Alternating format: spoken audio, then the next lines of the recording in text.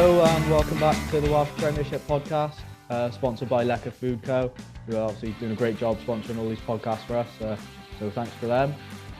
Today we'll be looking back at last week's round of fixtures in the Premiership, Thursday night game, and then a few on Saturday as well, despite a couple being called off due to various storms. And we'll be previewing this weekend's round of fixtures as well, spread quite evenly from Thursday to Sunday. So we'll start looking back at last week's fixtures then, in the Thursday night game on S4C. And myself and Adam went to see Newport convincingly beat Ponty 36-7. So Ad, what did you make of that game? Yeah, it was a bit one-sided, wasn't it? Ponty, they had a lot of the ball, and they got into Newport's 22 dangerous positions quite a few times. They couldn't score, and it's quite ironic that their try came from an interception then, because they spent so much time in Newport's 22.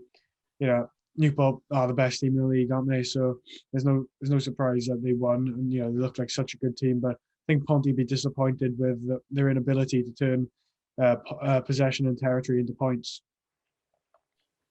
Yeah, it was a bit of a weird one, wasn't it? Because I think in the first half, Newport had a lot of ball, dominated, and then just as Ponty sort of tried to get a hold in the match, obviously, they were right on Newport's try line, hammering away, and then a turnover in possession. I think Matt O'Brien kicked it downfield. Then they had the turnover, obviously, and then Dav Smith went into the corner just before half time, winning. Obviously, that was a bonus point try, and sort of after that, you never thought Ponty would get back into the game. I know we spoke to Christian Parker as well, Ponty captain, after the game, and I think that was a moment he highlighted as being sort of the area that killed them in the game.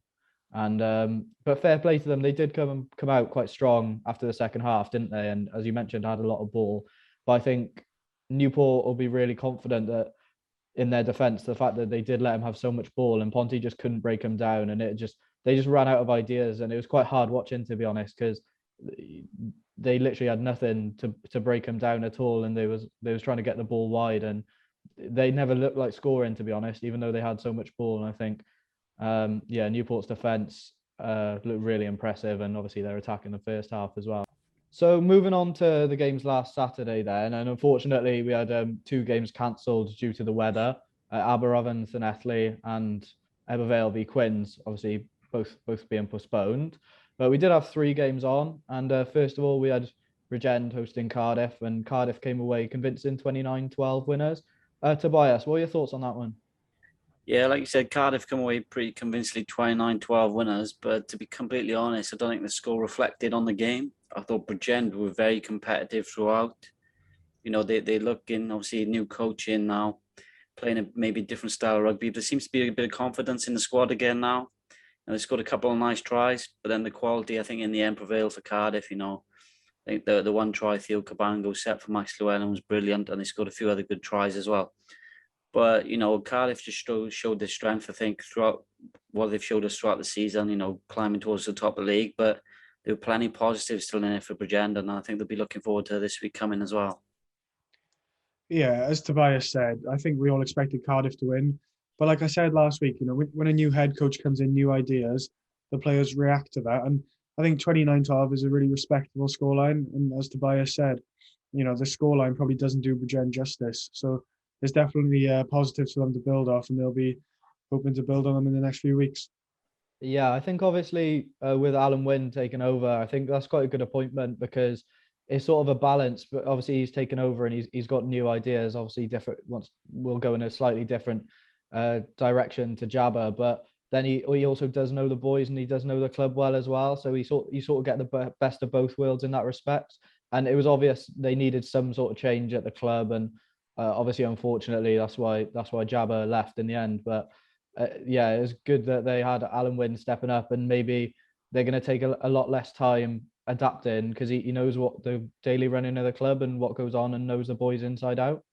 Yeah, I think that was a strong appointment. They could have easily brought in someone from the outside who doesn't know the club or doesn't know the players, and in the situation they're in, they've been struggling all season. I think is obviously you've only played one game under him so far, but it looks like a good appointment already, just to bring someone in, obviously, that knows all the boys. And they said they played this weekend with quite a few boys out as well. Young Tom Florence has moved to the centre, his first game there for Bridgend. Ed Howley shifted out to the wing. I know Derry Cross is back, but there's quite a few changes in our Ravens side, so it was a strong performance. Yeah, you mentioned the likes of Ed Howley has missed a few games this season as well, so I think it'll be important for them to get a few of those players back, and hopefully when they do get a few of them players back, I know Nathan Edwards obviously as well, captain, coming back from injury, so they've got a few players to come back in or have come back in recently into the side, and I think when they all get clicking again, I think they're bound to do better than they have been doing. You can tell that by the strength of the team they got there. All right, moving on to the next game then last Saturday, and Merthyr hosted Llandovery, and I think we all predicted this one to be quite an open game, quite a high-scoring game, and it was just that, really, wasn't it? Obviously, Llandovery coming away with an away victory, 43-36. Good win for Llandovery, but I think they'll be quite disappointed because I think they had quite a big margin at half time, and I think Merthyr managed to score quite a lot of points and close that gap. So, boys, what are your overall thoughts on that one? Yeah, obviously Llandovery would be delighted to come away with a win. Playing on a 4G pitch like Merthyr have got up at the win, suits them down to the ground, doesn't it, the way they want to play. And yeah, we all thought it'd be tight, but we all said Llandovery would come out on top. So yeah, massive result for them. Merthyr, on the other hand, I think they'll be a little bit disappointed. They've been on a decent run of form, playing some good stuff, but they're playing one of the best teams in the league, and there'll definitely be positives for them to take for the next few weeks. Yeah, you say Llandovery might have been disappointed, but to go to Merthyr and come away with 5 points is a brilliant result, especially after maybe Llandovery's disappointment to losing to Newport the other week. After dropping that big lead, they'll be happy to hold on and come away with the maximum points. But then Merthyr, on the other hand, credit to them coming back into the game. They took 2 points away from it. They won't be too disheartened, and there's plenty of positives there for them as well. So they play some brilliant rugby as well as Llandovery did. Yeah, and there was some cracking tries considering the conditions up at the Wern. I know it was very windy, a bit damp as well, and there was some really good tries, wasn't there? I think the pick of the bunch really was Rodri Jones, obviously Llandovery centre, with Lee Rees, big miss pass from inside his own 22 on his own line almost, and then Llandovery doing typical Llandovery rugby really, and going from one end of the pitch to the other. And it was quality rugby on show considering the conditions, and sort of what we predict. Like going into the weekend, I thought we were worrying a little bit that the rugby might suffer because obviously we didn't think they could play their normal brand of rugby in those conditions. But fair play to Llandovery and Merthyr, to be honest, for putting on such an entertaining show up at the Wern on last Saturday. The final game last weekend then, and RGC came away 29-14 winners over Swansea up at Parc Arias. And boys, I think that's sort of what we predicted. Obviously, Swansea put quite a good side out. A few Ospreys youngsters dropping down in, like Max Nagy and Callum Carson, but it just wasn't enough to beat RGC. And they're on a bit of a roll now, aren't they? Up to second in the league. Yeah, we sat here last week and, we said RGC were clear favourites, but then we saw the Swansea team and we probably all thought that, this could be a lot closer. Had a really strong team out. Swansea winning at half-time, obviously fell to a 29-14 defeat, so they'll be disappointed not to have gone on and won that after leading at half-time. But RGC, another good win, and they're really building momentum now. You think back to the first week of the Cup and they lost by 60 points to Cardiff. Well, look how far they've come now, and they're turned into a real good team. They're only going to get better, aren't they? Yeah, and like I said there, I don't think maybe we give RGC enough credit for where they've come from throughout this season already. That first weekend, they said they're 50, 60 points.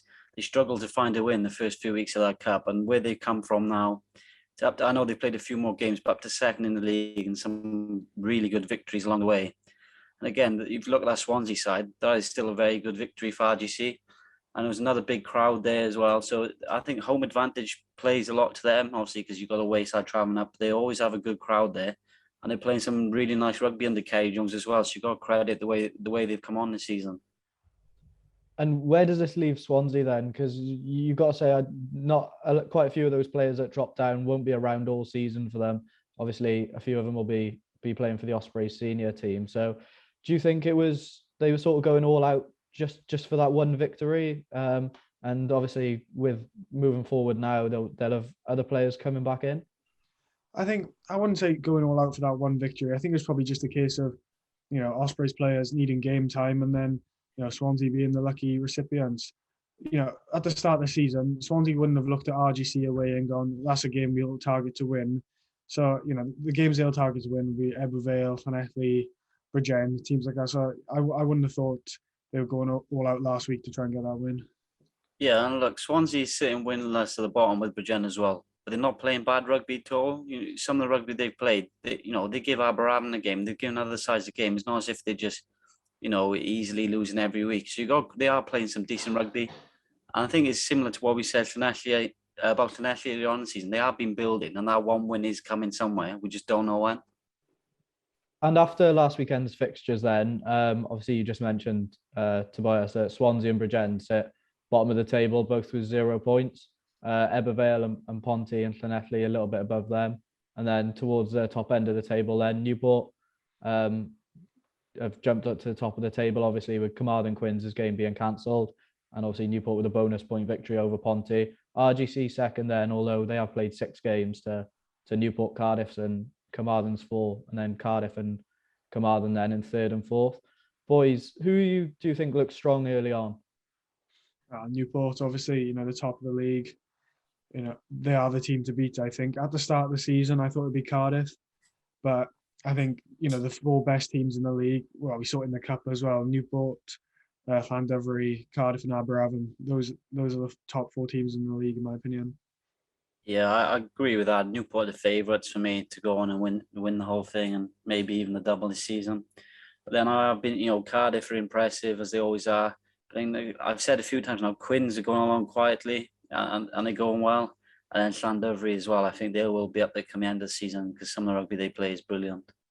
Yeah, and obviously Llandovery and Aberravon have both got a game in hand on Newport, Carmarthen and Cardiff, and 3 games in hand on RGC. So you'd expect them to win at least a couple of them and climb up the table a little bit. Just one question. Do you think RGC getting their games out the way early, do you think that'll benefit them in the pressure's off them slightly, the pressure's on the others to catch them? Or do you think that'll benefit the other teams as they'll know the benchmark and the points they need to get? I think there's a bit of both, but if I was head coach of a team, I'd rather have the points on the board than have the games in hand, because it's all well and good having games in hand, but you need to win those games, otherwise they're pointless, aren't they? Yeah, I don't think really it matters too much. I think the quality of the players and the coaches in the teams in Newport, Cardiff, Llandovery, etc., they're good enough to know, RGC got a few games and they'll go out and they target to win every game. So for them, I don't think they'll be bothered too much about it. Moving on to this week's games then, and we'll start off with another game on S4C tomorrow and another game involving Newport as they travel to Gwent rivals Ebervale. Boys, what are your thoughts on this one? Newport seem overwhelming favourites. Yeah, they probably do seem like overwhelming favourites, but it's a Gwent derby. It's going to be a cold Thursday night up at Eugene Cross Park. It's going to be a horrible experience for them going up there, especially if it's wet and windy like it has been. I think that'll be a bit of a leveller. If it's wet, windy, and they get drawn into a dogfight, then there's no reason why Ebervale can't be competitive and even turn them over. But yeah, like you said, Newport are definitely favourites, and if the conditions are looking good, then they should win quite comfortably. Yeah, Ebu have improved, under Jason Strange a bit, but the quality Newport have played this year. They say the weather could come into effect, and playing at Eugene Cross Park, but then the pack for Newport have been brilliant as well this year. They driving maul is outstanding, and the amount of tries they score off that. So I think Newport will run away comfortable winners. Yeah, and it'll be interesting to see the sides that they both put out as well. Obviously, we mentioned before Ebervale got a few boys away with Wales under-20s, like Samoa in the back row, Joe Peard in the second row, Joe Westwood in the backs as well. So it'll be interesting to see the sort of side they put out. It was quite interesting for last week, although the game did get cancelled. I know Jason Strange opted for Matthew Flanagan at 9 and Evan Lloyd at 10. Evan Lloyd obviously had a couple of good games for RGC at the start of the season before playing a game for Ebu. I thought that was quite interesting, moving away from John Evans and Reece Jones. I don't know whether it's something that he's looking to do on a permanent basis, but you got to say either way, it's obviously good for them to have some good youngsters, quality youngsters starting, and providing competition with John Evans and Reece Jones, and then then when you got John Evans and Reece Jones coming off the bench, you know what you're going to get from them. They're going to be dependent, solid players, don't you? Yeah, and I think with the weather last week, obviously their game was called off, but with the weather last week, 55 minutes, 60 minutes on the clock, you bring those two off the bench, and they could really control the game and put them into a good position to go on and win the game. So I think that's maybe what the thinking was from Jason Strange. Moving on to Friday night then, and Llanelli are hosting Cardiff. Obviously, Cardiff doing quite well, third in the table, and you'd imagine that they're going to push on to challenge for the league title. Llanelli, we mentioned before, really struggled in the cup competition, but managed to pick up their first win a few weeks ago before a disappointing loss then to Ebervale. And then obviously they're coming off the back. Obviously their game was cancelled last week. Cardiff coming off the back of a good away win to Bridgend. So, boys, Cardiff favourites for this one? Yeah, definitely. And when you think there's no game for Cardiff in the URC either, so those fringe players that maybe with the first team playing in the URC won't be, so they'll probably be dropping down to the Premiership to play for Cardiff RFC. So you would expect Cardiff to win, and probably quite comfortably as well. Yeah, on a pitch like the Park of Scarlets as well, it'll be slick pitch, and it'll be good for the running rugby Cardiff play. Llanelli will have a bit of confidence. They've had that one win on the board now. They'll be looking up and they'll fancy their chances, but like I'd said, it's Cardiff's to lose, really. Yeah, moving on to the Saturday games then, and start with a 1 p.m. kickoff. Carmarthen hosting Swansea. Boys, what are your thoughts on this one? Carmarthen again look overwhelming favourites, but Swansea coming off the back of a decent performance, albeit with a few of the Ospreys boys dropping down to play for them, and Carmarthen Quins coming off the back of obviously no game last week. So yeah, where do you think this one's going to go? Yeah, again, you probably would pick Quins as favourites, but I think when they played each other in the cup, I think Quins needed a last-minute penalty to win on that occasion.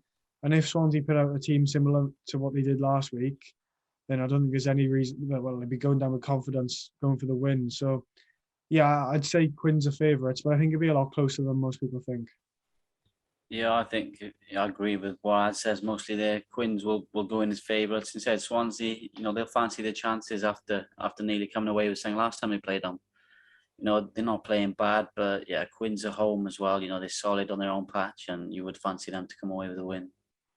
Yeah, and as well, if they have a few of the Ospreys boys playing for them, they can be the difference coming into the last 10 minutes, really, can't they? Because we mentioned Swansea lost quite a few games in the cup and in the start of the league by not massive margins, and I think if they do have a few of those boys that can provide a little bit more quality for them, they'll as I'd mentioned, they'll be really confident going into the last 5 minutes. Someone like a Max Nagy or a Callum Carson, they can be the difference. They can score a try and provide a bit of magic for them to win the game. So I think that could be something that can provide some hope for Swansea. But I think if you're looking at it, then Carmarthen are definitely favourites.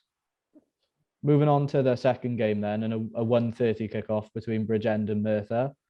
Tobias, so I'll go over to you for this one. What are your thoughts on that one? Yeah, on paper, looking at it, you can't really rule off Merthyr. You'd fancy them to go and win. But they played in pre-season, and Merthyr only won with a last-minute penalty from Gareth Thompson.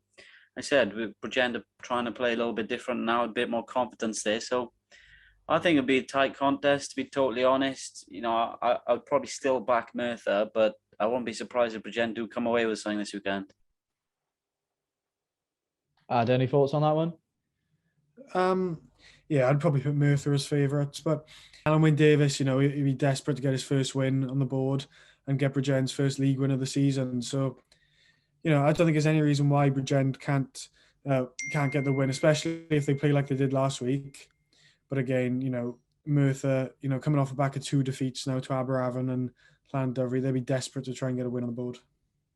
Yeah, and has been a theme, to be fair, so far this season with teams that have changed their coaches, i.e. RGC with Kerry Jones and Jason Strange with Ebervale, that the sides do look quite improved and have picked up victories since their since they changed coaches. So hopefully Alan Wynne-Davies will be hoping that he can repeat that theme with Bridgend. And I think although Merthyr are very strong, and recently they've been killing games off as well. Whereas I think at the start of the league season they were disappointed to lose a few games. And I think even though they do look very strong, I think that is definitely one where you think if Bridgend can put on an 80-minute performance and everyone does turn up, then they can definitely get a result out of that game. Moving on to the Sunday game then, and Llandovery hosting Pontypridd. Boys, what are your thoughts on that one? Yeah, I think Llandovery obviously go in as favourites. Pontypridd, they'll be really disappointed after last week. And Llandovery coming off the back of a really good win away to Merthyr. So confidence will be high with them. And they'll be looking to keep going. Like I said, Ponty, on the other hand, obviously is a really disappointing result last week. So they'll be going up there to try and prove a point. And obviously they're playing each other in the Cup as well next month. So, it's really, really looking forward to the game. And I'm sure it'll be a good game. Yeah, Ponty will want to come back and avenge that performance from last week. They'd be majorly disappointed at that game. But then, the way Llandovery play, and I can't see anything but a Llandovery win, to be totally honest, and you'd back them to maybe get 5 points as well. Yeah, it'll definitely be interesting, because I think Ponty, although we spoke about they had no real cutting edge and had so much of the ball but couldn't score. At least they weren't letting Newport score as well to a degree. I mean, it's not ideal because they were already 24 points down, but at least Newport weren't scoring in that time. And because when they did let Newport have the ball, then in the first half and then at the end of the second half, when Newport had the ball, they looked like scoring. And I think they've got to give Llandovery as little ball as possible, because Llandovery are arguably better at Newport at cutting teams open and scoring tries. So I think Ponty need to just keep the ball like they did at the start of that second half, against Newport, but they just need to add in some cutting edge to their attack and be able to break down teams. That's a wrap then for this week of the weekly preview review show.